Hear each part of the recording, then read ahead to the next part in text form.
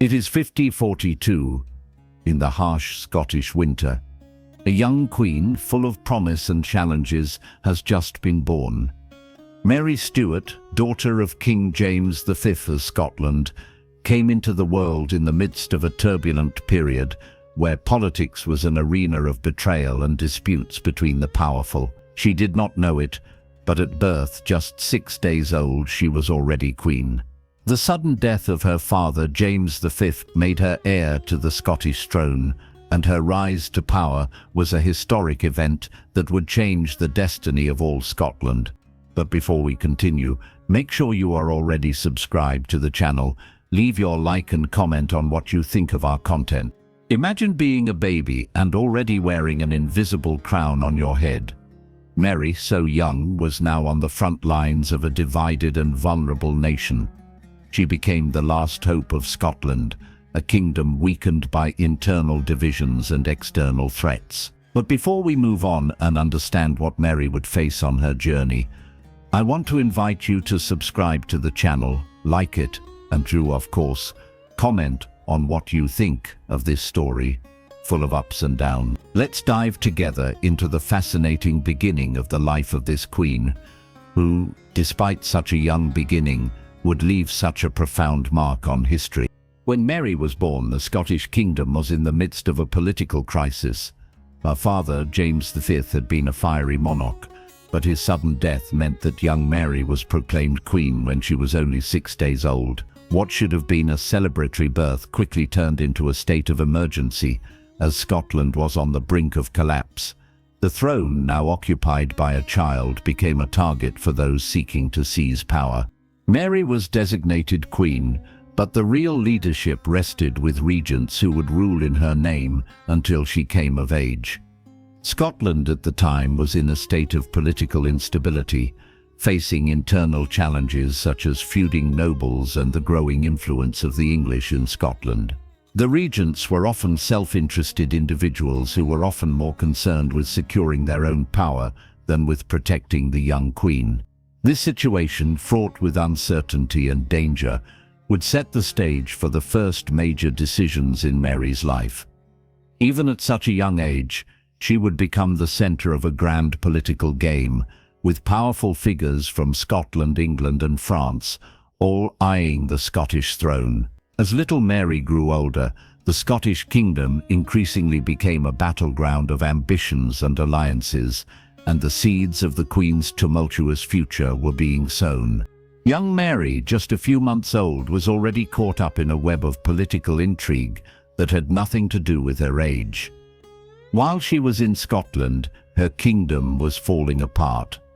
Her inheritance was being disputed by powerful people and by fate itself. Mary, however, was more than a pawn in the hands of nobles and regents. She became a symbol, a hope, a rallying point for the Scottish kingdom.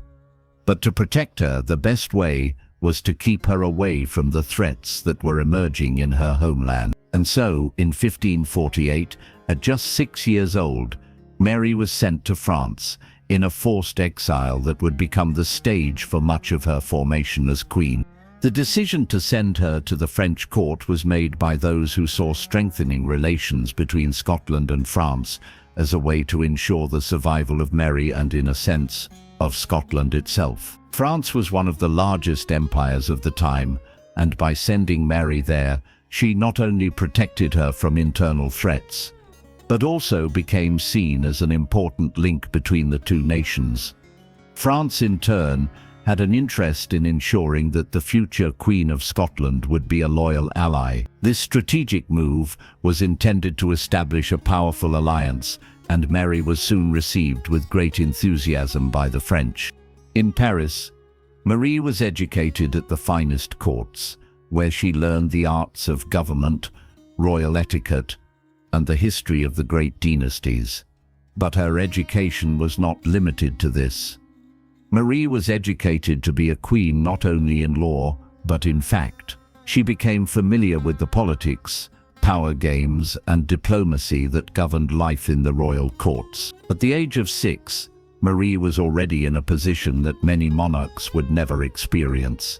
She was considered a true princess, surrounded by luxuries, but also by great responsibilities, since her education would shape her ability to rule in the future. During her childhood in France, Mary became close to the French court, and especially to the young Dauphin Francis, the future King of France.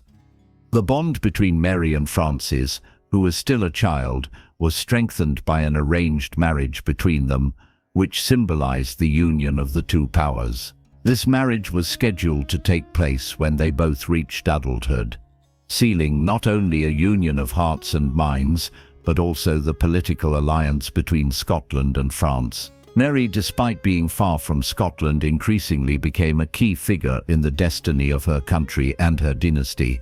However, her years in France also showed that despite her safe and luxurious surroundings, Mary was not exempt from the complexities of the political world. As she grew older, she became more aware of her responsibilities and the weight that her name carried. At the same time, she felt indebted to Scotland, where the throne still belonged to her, but where, until that moment, her figure had been almost symbolic. Her exile in France shaped her views on power, on the monarchy, and on what it really meant to be a queen, while the French court, with its sophisticated and often cruel politics, prepared her for the immense challenges that lay ahead. Mary Stuart's life at the French court was marked by great anticipation surrounding her future marriage to Francis II, the Dauphin of France. This marriage was not just a romantic or personal bond, but a strategic alliance of enormous proportions for the politics of the time. At the age of 15, Mary finally married Francis in 1558, sealing a union between two of the most powerful royal houses in Europe. The marriage was a momentous event, not only a union of hearts, but also of empires. Mary, Queen of Scots, married the heir to the French throne, making her Queen Consort of France, a position that further increased her political importance. For the French, this alliance with Scotland was a wise move, as it guaranteed French influence over Scottish affairs and strengthened France's position in disputes with England and other European powers. For Mary, marriage to Francis II was a promise of security and power. She became, in the eyes of Europe, a central figure not only in Scotland but also in one of the largest kingdoms of the time. Francis II and Mary were very young when they married, and their relationship seemed ideal for a monarchical alliance. The Scottish Queen and the future King of France were both political allies and life companions. However, Mary's happiness was short-lived. The marriage, which could have been the beginning of a great partnership, was quickly undermined by Francis II's failing health. He did not live long enough to assume the crown, which would have made Mary fully Queen Consort of France. Francis II died unexpectedly in 1560 at the age of 16, leaving Mary a widow at the age of 18. Her husband's untimely death was not only a personal blow to Mary, but also a political blow to France. Mary, who had already seen herself as the future Queen of France, now found herself without the French throne within her reach. What followed was a complete reversal. Mary, despite having been Queen Consort of France for a short time, now found herself back in Scotland, with a kingdom that was still fragile and in political turmoil, and with an uncertain future ahead of her. This phase of Mary's life illustrates how she was immersed in the complex political intrigues of the time, where her personal destinies were intertwined with the power struggles of the whole of Europe. Mary not only lost her husband, but also lost the promise of an empire at her side, which led her to return to Scotland and attempt to rule alone, facing immense challenges in a kingdom divided between Catholics and Protestants, as well as the forces of a country threatened by the growing presence of other European powers, such as England. After the death of her husband, Francis II of France, Mary Stuart was forced to return to Scotland, a country that now seemed much darker and more disorganized than she had remembered. In 1561, at the age of 19, Mary landed in Leitha, a small port town near Edinburgh, with a heavy heart and her eyes fixed on a throne that until then she had only known from afar. She was no longer just a queen consort of France, but was now a sovereign in her own right, with the responsibility of ruling a kingdom on the brink of collapse. Scotland, however, was far from an easy kingdom to rule. Mary arrived to a divided country where Catholicism, to which she was loyal, was in steep decline. The Protestant Reformation had shaken the religious and political structures of the kingdom, creating a deep division between the Catholics, who were loyal to Mary, and the Protestants, who had already gained most of the power in Scotland. In addition, disputes among the Scottish nobles made the young queen's rule even more challenging.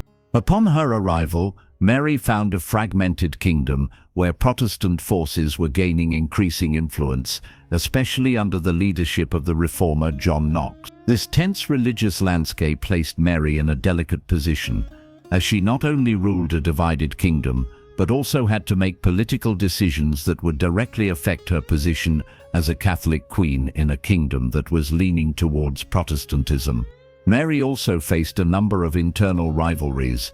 Many of the Scottish nobles viewed her as an aloof figure who had been raised in a foreign court and doubted her ability to govern Scotland effectively. These challenges were further complicated when Mary was faced with balancing the governance of the kingdom with the complex web of international alliances and interests involving England, France, and Scotland itself. Mary's return to Scotland was marked not by celebration, but by hardship and uncertainty. Her reign began with immediate political challenges, confronting her not only with the hostility of some nobles, but also with growing religious opposition. Mary tried in various ways to appease the situation. She sought to conciliate the Protestants, seeking to maintain a diplomatic stance, while also seeking to protect her Catholic faith and secure the loyalty of Catholics. This delicate situation was also exacerbated by the presence of Elizabeth I of England, her cousin, who as a Protestant had reason to be concerned about Mary's accession to the Scottish throne. The rivalry between the two queens, which seemed more like a struggle between two rival monarchies than a personal dispute, would make Mary's reign even more difficult. Mary knew that her position was being closely watched by Elizabeth, and this tension added an extra layer of complexity to her already tumultuous reign. Faced with all this, Mary had to act with cunning and speed to try to maintain control over the kingdom. Her ability to deal with these religious, political, and familial tensions would prove crucial to her survival as queen. However, these internal and external divisions would eventually become the greatest obstacles in her path, and the pressure to resolve these issues would soon increase. In 1565, Mary Stuart, now Queen of Scots, would make one of the most significant and controversial decisions of her reign, marrying Henry Stuart, Lord Darnley. This union was not just a personal choice, but a crucial political alliance. Lord Darnley, a Scottish nobleman with a lineage that claimed ties to the English monarchy, seemed to be an ideal consort for Mary. The marriage offered an opportunity to strengthen Mary's position on the throne, as some political views believed that a union with Darnley would unify the royal houses of Scotland and England, as well as strengthen Mary's claim to the English crown. At first, it seemed that Mary and Darnley would make a powerful couple. Darnley was charming, handsome, and had the ambition to be treated as Mary's equal, which meant that he actively sought power. But the facade of an ideal political union soon fell apart. Although Mary had married Darnley for strategic reasons, it soon became clear that he was not the dutiful and loyal consort she had hoped for. Darnley, who initially seemed like a good choice, soon revealed his selfish character and his inability to deal with the complexities of Scottish politics. Their relationship deteriorated rapidly. Darnley became increasingly arrogant, desiring more power and influence. He demanded to be treated as co-king, which caused great tension with Mary. Their personal relationship also became strained, marked by jealousy, betrayal, and open feuds. Darnley not only challenged Mary's authority, but also sought ways to undermine her power, seeking support among the Scottish nobility to secure his own rise. This complicated situation was further aggravated by political intrigues within the Scottish court, with many nobles trying to manipulate the situation to their advantage. Darnley's relationship was marked by a constant power struggle and distrust, which led to a tragic event, the murder of David Rizzio, Mary's personal secretary. Rizzio, who was of Italian origin and had a close relationship with the Queen, was brutally murdered in Mary's presence by a group of men led by Darnley. This act of violence, which left Mary deeply traumatized, was seen by many as an attempt by Darnley to gain more power by removing any influential figures who were close to the Queen. This episode deeply shook Mary's trust in her husband, and their relationship was never the same again. The deterioration of Mary's marriage to Darnley and the murder of Rizzio had devastating consequences for Mary's image and authority as Queen. The people and nobility began to see her as vulnerable and incapable of maintaining control over the men around her. Nevertheless, Mary continued to try to regain her power, but the relationship with Darnley quickly became untenable. Tensions came to a head when Darnley was murdered in 1566 under mysterious circumstances. His death caused a great scandal and raised suspicions about Mary herself, who was accused by many of having been involved in the murder. Although it was never proven that Mary was directly involved, the circumstances surrounding Darnley's death, coupled with her tumultuous relationship with him, put her image in serious jeopardy. This marriage, which began as a promising alliance for the Queen, ended up becoming one of the reasons for the decline of her popularity and power. Mary, who had been trying to maintain her position in an already divided kingdom, now found herself in an even more precarious situation, with enemies both inside and outside the court, and her authority questioned by everyone. The assassination of Henry Stuart, Lord Darnley, is one of the darkest and most mysterious moments in Mary Stuart's life, and had profound consequences for her reign and reputation. Darnley, who had initially been a key figure in Mary's accession to the throne, ended up becoming a source of enormous complication and conflict. Even after Mary's marriage to Darnley, their relationship was marked by constant fighting, mistrust and betrayal, and this would culminate in an event that would forever change the course of her life.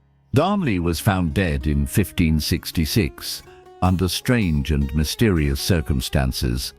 His body was discovered in a garden near the Kirk Palace, or Field in Edinburgh, with clear signs of violence. What was most shocking was the fact that although he was hanged, what caused his death was not the hanging itself, but rather a violent explosion in the building where he was staying. The explosion destroyed the building, but Darnley and his companion were found in the garden, apparently dead before the explosion, which suggested that he had already been murdered before the disaster occurred.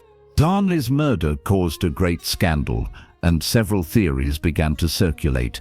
Many believed that he was killed by his own allies, who were displeased with Darnley's growing arrogance and his attempt to usurp the Queen's power.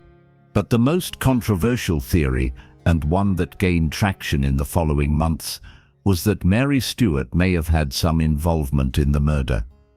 Given the tumultuous marriage between Mary and Darnley, and the growing hostility between them, it was not long before suspicions arose, and the Queen was widely accused of being an accomplice in the crime, especially after she married the prime suspect, James Hepburn, Earl of Bothwell, a few months later. Darnley's murder was a turning point for Mary.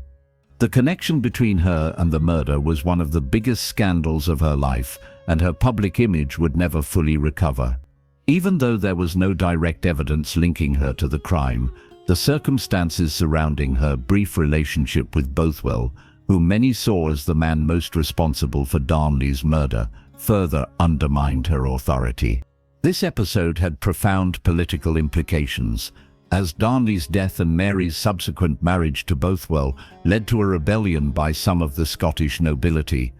They saw Mary not only as a weak and manipulated woman, but also as someone who had allegedly committed an act of treason. Internal pressure mounted, and many of the nobles began to openly plot against her. Mary's marriage to Bothwell was also widely condemned by the people as a scandal, and it was not long before the Queen lost support throughout the kingdom. This event generated political instability that would lead to Mary's forced abdication of the throne, and she would be forced to escape to England, where she would become a prisoner of her cousin, Elizabeth I, in a conflict that would culminate in tragedy. Laud's assassination, Darnley, and the scandal that followed her marriage to James Hepburn, Earl of Bothwell, Mary Stuart's position became untenable. Although she was still technically Queen of Scots, her authority was widely questioned, and her public image was irreparably tarnished. The Scottish nobility, outraged by the events and the haste with which Mary had married Bothwell, revolted against her. In 1567, a group of Scottish nobles rebelled against Mary and pressured her to abdicate the throne. They claimed that Mary had acted recklessly and that her leadership was no longer viable for the kingdom. Furthermore, many believed that Mary was no longer in control of her own destiny, being manipulated by her new husband, Bothwell, who was now seen as a traitor and usurper. Faced with mounting pressure, Mary found herself with no alternative. She was forced to abdicate the Scottish throne in favor of her newborn son, James VI, who at just 1 year old became the new King of Scotland. The act of abdication was a public humiliation for Mary, and her decision to hand over the throne to her son marked the end of what could have been a brilliant reign. Instead of ruling, Mary now found herself a powerless figurehead, forced to live in the shadow of her own offspring. Lochleven Castle, a secluded prison, where she was kept under constant surveillance. Her capture symbolized the downfall of a monarch who had previously been seen as a charismatic and powerful figure. Mary, who had been Queen of Scots since birth, now found herself confined, with no control over her kingdom, no allies, and no power to regain power. Mary's imprisonment marked the beginning of a series of years of uncertainty and suffering. During this time, she was kept under strict surveillance, away from her people and her court. Although attempts were made to rescue Mary, they all failed, and she remained a prisoner of her enemies and circumstances that had become uncontrollable for her.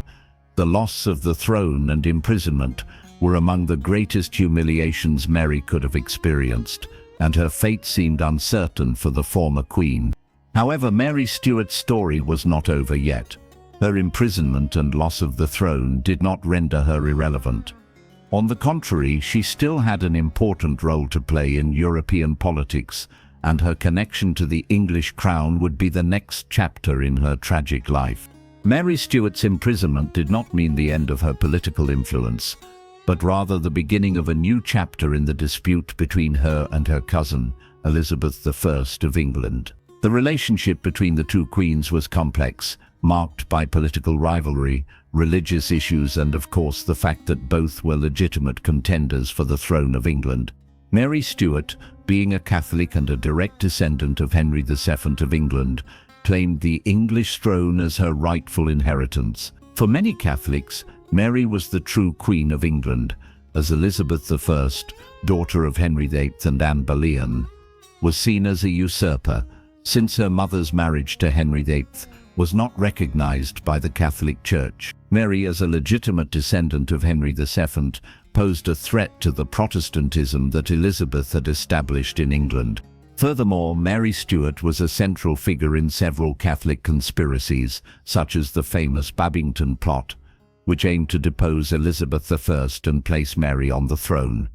These conspiracies brought Mary directly into conflict with Elizabeth, who feared the rise of her Catholic cousin, considering her a threat to her own authority. Elizabeth, who did not want a Catholic rival in her kingdom, could not allow Mary to be a figure of power who challenged the English Protestant order. However, although Mary was considered a legitimate heir to the English throne by many Catholics, Elizabeth I saw her as a dangerous competitor and a threat to her security. In turn, Mary considered Elizabeth not only a political rival, but also a usurper who was imposing her Protestant vision on a country that to her still belonged to the Catholics. Thus, the two queens were on opposite sides of a religious and dynastic conflict that would define the future of England. The relationship between the two queens was filled with intrigue, mistrust, and manipulation. Elizabeth knew that Mary had many Catholic supporters in Europe, and that if she were released, she could join forces with these factions and pose a real threat to her crown. On the other hand, Mary, who had spent much of her life at the French court and who felt a strong connection to the Catholics of Europe, desperately wanted to see her position recognized and vindicated. Elizabeth I during her reign was already facing several political difficulties, such as the growing tension with Catholic Spain, and could not afford to allow Mary Stuart to be seen as a legitimate alternative to the throne. Thus, over the decades, the rivalry between the two queens intensified, with both being forced to navigate a scenario full of intrigue and power games. This political conflict not only affected the fate of the two monarchies, but also had a significant impact on the religious policies of the time, where Catholics and Protestants were at war for supremacy. The situation would culminate in Mary's arrest by Elizabeth, who, seeing her as an imminent threat, would take the drastic decision to keep her imprisoned for 19 years before finally sentencing her to death. Mary Stuart's life was marked not only by her struggle for power and survival, but also by her connection with the Catholic factions that saw her as the rightful heir to the English throne. As a fervent Catholic, Mary never accepted the Protestantism imposed by Elizabeth I, and her actions and the conspiracies involving her name reflected this direct challenge to the Protestant government of England. One of the most famous conspiracies was the Babington Plot, which involved an attempt to depose Elizabeth I and place Mary on the throne of England. The conspiracy was led by Anthony Babington, a devout Catholic, who wanted to restore Catholicism to England, and, to this end, intended to assassinate Elizabeth I. The idea was that once Elizabeth was removed, Mary would be proclaimed Queen of England, due to her lineage and the support of many Catholics. Mary's involvement in the Babington Plot, however, is a point of great controversy in history. Although Mary was led to believe that the conspirators were acting on her behalf and in her interests, there is debate as to how much involvement she actually had in the plot. However, when letters from Babington and other conspirators were intercepted, it became clear that Mary had knowledge of the plot, and this was enough to have her charged with treason. Mary always claimed that she had no knowledge of the plot to assassinate Elizabeth, but the fact that she was in contact with the conspirators and encouraged the Catholic cause was seen as a direct threat to Elizabeth's rule. Mary's involvement in Catholic conspiracies reflected not only her own struggle for the English crown, but also the religious division that marked Europe at the time. Catholicism was at war with Protestantism, and Mary, as one of the most prominent figures in Catholicism, became a central player in this game. She was seen by many European Catholics as the true monarch of England, and as such was supported by various groups that wanted to restore Catholicism to England. Babington Plot. Mary was also associated with other movements and plots to depose Elizabeth. Many Catholics, both in England and abroad, believed that Mary was the true Queen of England, and this led to her being seen as a symbolic figure of resistance to the Protestant Reformation. However, Mary's involvement in these plots put her in an even more dangerous position, and her conviction for her participation in the plots would become the basis for her eventual imprisonment. These conspiracies and the continuing struggle between Catholics and Protestants contributed to the growing tension between Mary and Elizabeth I. To Elizabeth, Mary was not just a deposed queen, but a real threat to her crown and to the Protestant future of England.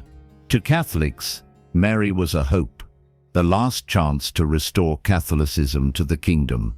After the series of conspiracies, the greatest chapter in Mary Stuart's life was marked by her imprisonment, which would last almost 2 decades. Elizabeth I of England, fearing that Mary would be a constant threat to her throne, especially after the former Queen's involvement in Catholic conspiracies, decided to place Mary under constant surveillance. The Scottish Queen was imprisoned in Fotheringhay Castle, a remote castle surrounded by stone walls and where her freedom was completely restricted.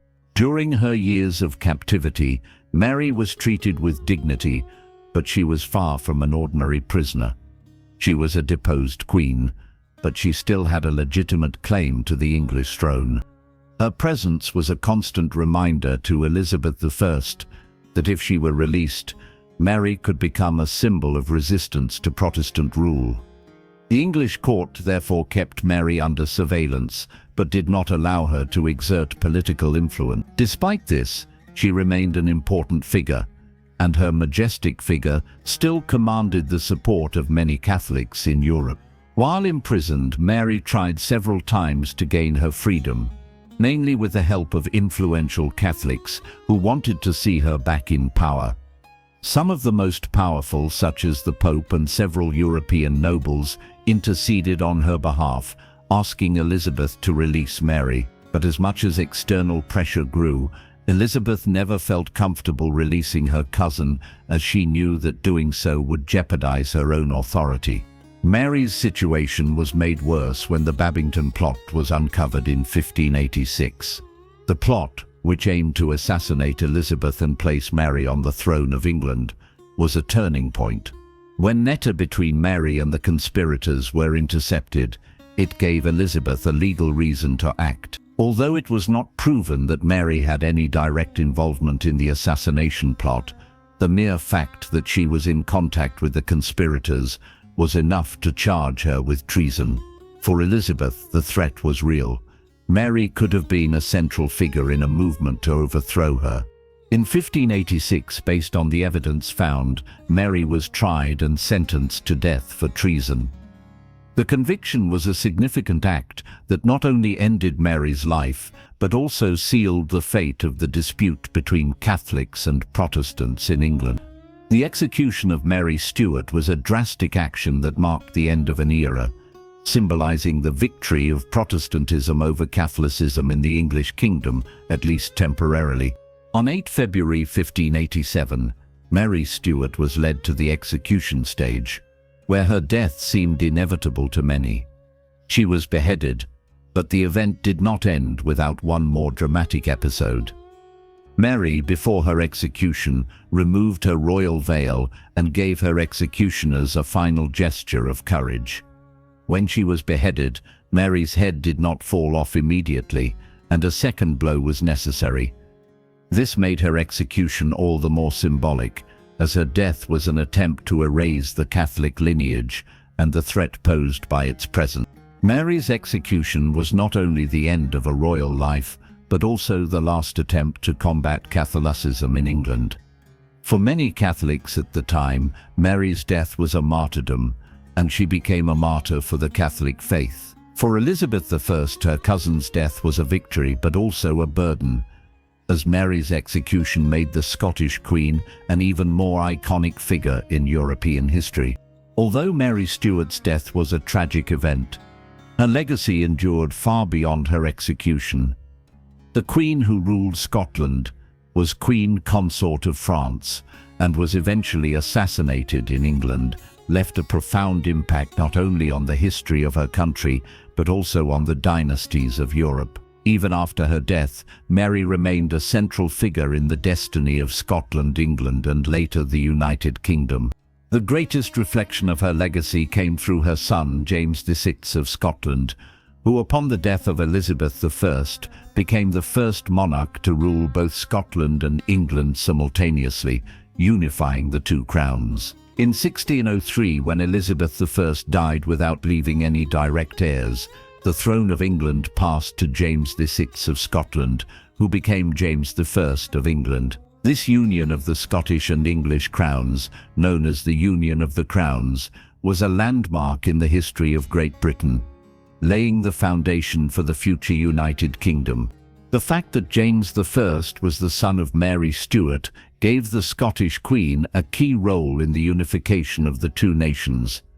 Although her life was marked by tragedy and instability, her son's accession to the English throne made her name even more relevant. Mary Stuart, through James I, became the matriarch of a dynasty that would rule Great Britain for more than a century. The impact of her lineage was felt for generations, and the union of the crowns was one of the most important changes in European politics. Mary Stuart is also remembered for her resilience and courage in the face of adversity. Her death, although a martyrdom, also made her a symbol of Catholic resistance, and she was considered a heroine by the Catholic Church, which venerated her as a martyr. The fact that Mary was executed for her faith made her a central figure in the religious history of the time. For Catholics, she represented the struggle for the restoration of Catholicism in England, and her death only reinforced her status as an icon of resistance.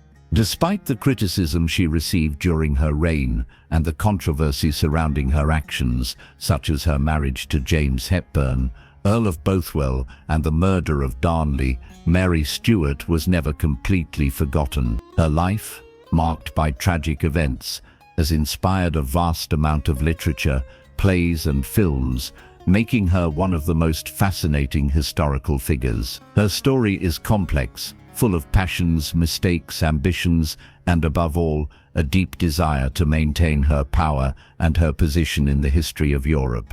Mary Stuart's legacy was not only political, but also cultural and religious. Her story remains one of the most fascinating in European monarchy, symbolizing the struggle for power, faith, and survival, and she will be remembered as one of the most charismatic and tragic queens the world has ever known.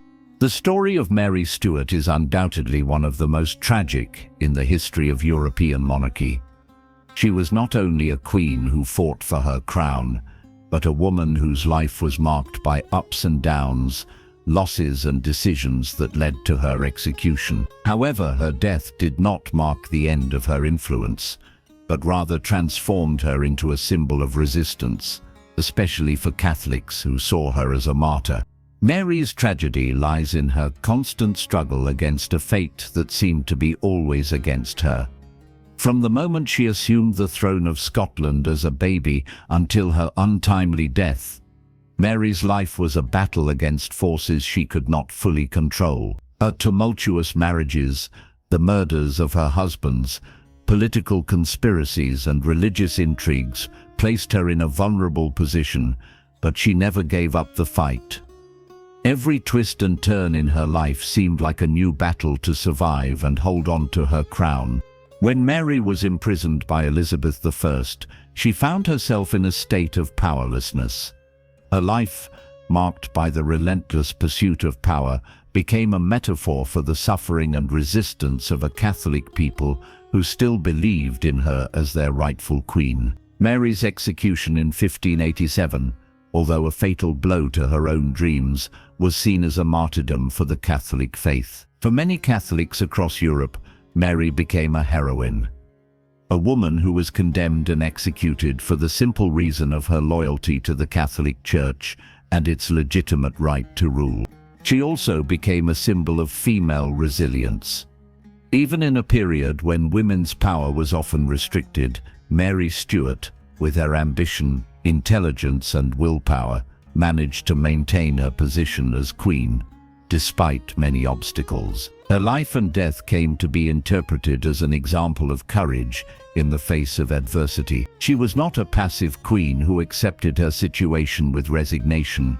On the contrary, she faced a series of challenges and made decisions, often controversial, in search of her survival and the strengthening of her dynasty. Mary's figure as a fearless woman who defied the norms of her time continues to inspire today. Her story has been told and retold both in novels and plays, and she has become one of the most complex and fascinating characters in European history.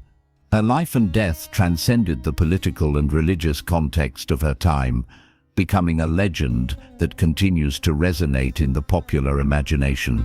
Despite her execution, Mary Stuart has remained a central figure in Western culture, symbolizing the struggle and suffering of a queen who never gave in. even when it seemed that all the forces in the world were against her.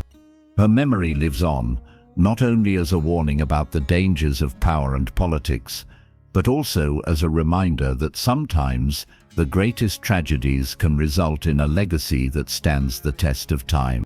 The life and death of Mary Stuart transcended the boundaries of her time, becoming one of the most fascinating and symbolic stories in European history. Her tragedy was not limited to the political or religious realm.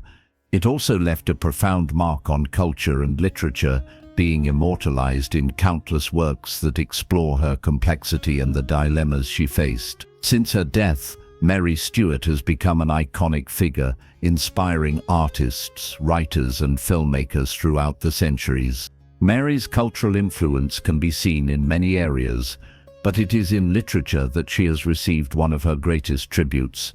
Over the centuries, many authors have sought to understand Mary's life and the factors that led to her downfall. Shakespeare, for example, explored themes of power, betrayal, and destiny that resonate in Mary's story, although her was not directly addressed in his plays. The way Mary has been portrayed in literature over the years has varied.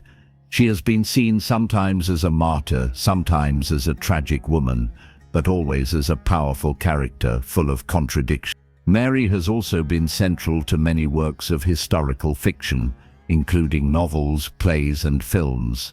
One of the best-known examples is Stefan Zweig's Mary Stuart, a literary biography that brings to light the emotional complexity and political hardships that the Queen endured. Mary's story, with her troubled relationships, her struggle for survival, and her tragic end, continues to inspire contemporary works that attempt to provide a more intimate look at the life of this queen, who seemed at the mercy of forces beyond her control. In music, Maria also became a muse. Composers of operas and ballets, such as Gaetano Donizetti, created works based on her life and death. Maria Stuarda, an opera by Donizetti, was one of the most important productions that portrayed her struggle for the English crown and her final fate. In this work, the image of Mary is immortalized as a brave queen, willing to die for her faith and her honor. This opera, still performed in theaters around the world, is a clear example of how the figure of Mary transcended the political sphere to become part of the cultural imagination. Furthermore, Mary Stuart's story also had a lasting impact on the politics of European dynasties. Her execution was a landmark not only in English history, but also in the history of monarchies. She symbolized the tension between Catholics and Protestants, and her death further strengthened Protestantism in England, but also led to her being considered a martyr by Catholicism. Mary's importance as a religious and political symbol helped fuel the climate of religious conflict between the great powers of the time and had repercussions for generations to come, especially in relations between England and Scotland. Mary Stuart also played an important role in the formation of European dynasties. Her son James VI of Scotland, who later became James I of England, was responsible for the union of the Scottish and English crowns in 1603, creating the United Kingdom. This event would not have been possible without Mary's lineage, which, despite her untimely death, played a key role in the history of Great Britain and the unification of the two nations. In short, the story of Mary Stuart is not just an account of a queen deposed and executed. It is a testament to how a woman, even in the most adverse circumstances, can leave an indelible mark on history and culture. She is remembered not only for her personal tragedy, but for her lasting impact on the arts, politics, and religious history. Mary Stuart, the Scottish queen who defied an empire, remains one of the most complex and influential figures of all time. Mary Stuart's legacy is also directly reflected in the founding of the United Kingdom as we know it today. Although her life was marked by tragedy, betrayal, and disputes, the union of the Scottish and English crowns that occurred after her death was a direct consequence of her lineage and the political impact of her death. Mary Stuart, through her son James VI of Scotland, became the matriarch of the Stuart dynasty that would rule both Scotland and England. The accession of James VI to the English crown in 1603, following the death of Elizabeth I, marked the beginning of the union of the crowns, the first step in the creation of the United Kingdom, although the two nations remained legally separate until the Act of Union. Mary did not live to witness this union, but her lineage played a crucial role in shaping British political identity. James VI, who became James of England, was the first monarch to rule over both crowns, uniting them under a single dynasty. This was possible because Mary Stuart was a direct descendant of Henry VII of England, which gave her a legitimate claim to the English throne. Her son, James, inherited this claim and became King of England and Scotland, cementing the power of the Stuart dynasty over both nations. This union of the crowns had profound consequences for British politics. The political union of the two nations was not without its challenges, and many conflicts arose during the reign of James the Religion, government administration, and tensions between the Scots and the English created difficulties, but the establishment of a united kingdom was a fundamental step towards the formation of the United Kingdom of Great Britain that would later emerge. Mary's impact was thus indirect, but essential in shaping the nation's political future.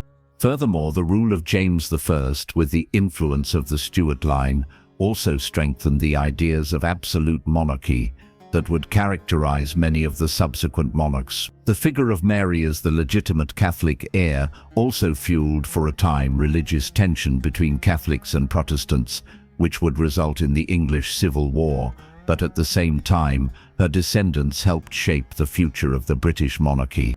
Mary Stuart's legacy, then, is not limited to her tumultuous life or her execution. She was a central figure in the shaping of the political history of Great Britain and the United Kingdom. Her lineage and the union of the crowns were fundamental to the country's future, reflecting how, even after death, a historical figure can have a lasting impact on the nations she helped shape. Mary Stuart became, over the centuries, a true icon not only of British history, but also of the struggle between traditionalism and change that characterized the politics and society of the time. Her life and death represented a constant tension between the preservation of a traditional Catholic monarchy and the rise of new Protestant forces that were reshaping the European landscape. She was at once a symbol of resistance and transformation. As a Catholic in a period dominated by the rise of Protestantism, Mary embodied resistance to the new. Her reign and her efforts to maintain Catholicism in Scotland and England made her a defender of the old order against the growing power of Protestantism. Her execution, then, represented not only the end of an era of Catholic monarchy, but also the triumph of Protestantism over the traditionalist forces that Mary represented. Mary, however, was not just a religious symbol. Her life and death were also intertwined with a wider story of political change. Her attempts to rule, to fight for her crown, and to maintain her faith were marked by her constant attempts to adapt to the new world that was emerging. The accession of her son James VI and his eventual coronation as James I of England represented the transition from a medieval world of isolated monarchies to a new British Empire that would unite Scotland and England under one crown. Her legacy, then, is one of both tragedy and transformation. The figure of Mary Stuart remains a study in power, politics, and religion in a time of intense change. She represents the old monarchical order, but she also becomes the bridge to a new era, with Britain's monarchical future shaped by her lineage. Furthermore, her life has inspired a vast amount of literature, theatre, and more recently, film and television. Mary Stuart has become an archetype of the powerful but tragic woman who was unable to achieve a destiny she herself sought. Her strong personality, her unflappable actions, and her constant fight for the crown and the Catholic faith have made her an almost mythical figure in Western history. Today, Mary is remembered as a woman of indomitable courage, who faced the greatest challenges with a combination of intelligence and a deep belief in her cause. Even after her death, she continues to inspire and fascinate, an icon who transcends history, reflecting the struggles between tradition and change, between faith and politics, and between the monarchy and the new world that was emerging. So, what did you think of the story of Mary Stuart, a queen full of courage, challenges and tragedies? Her life is, without a doubt, one of the most fascinating in history, full of twists and turns that make us reflect on power, faith and destiny.